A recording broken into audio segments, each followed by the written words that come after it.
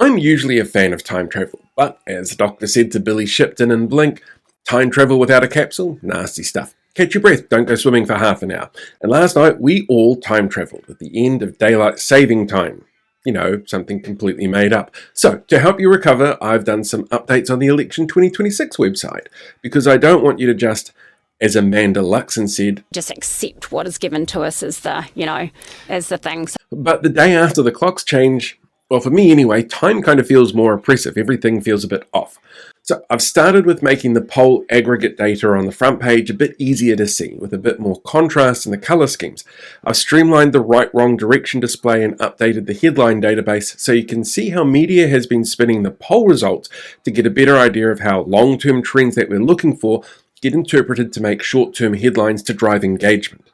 In the Tools section, I've updated both tools here. The Policy Picker has been changed to be more of a multi-choice option now because we've started seeing policy points which cover the same areas from different parties. And in the Ahunga, or the Compass, we've expanded that with new policy announcements, and a glitch that occurred when you didn't select anything or just hit neutral on everything's been corrected as well.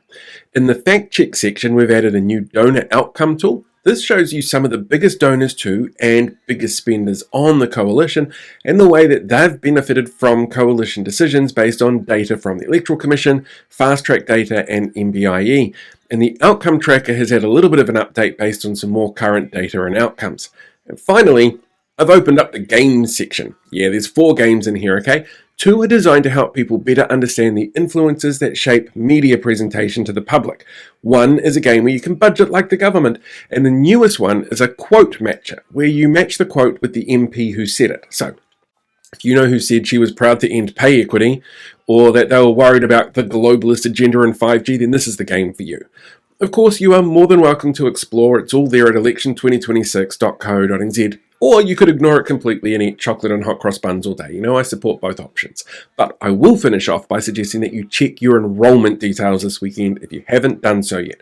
Because if you're not up to date by the time voting starts, you're not allowed to vote. And disenfranchising voters is always a dick move. And the only way to get around it is to vote for people who won't do that. And to do that, you've got to make sure your enrolment details are up to date before you check anything else.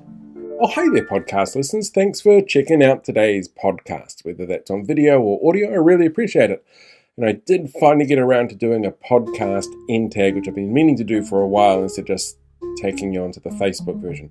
So while you're here, why not hit that subscribe button so that you can get updates coming in directly every time there's a new episode uploaded. Just seems like a really simple way to keep up to date with all of the crazy that's going on. So yeah, give that a shot and I'll talk to you soon.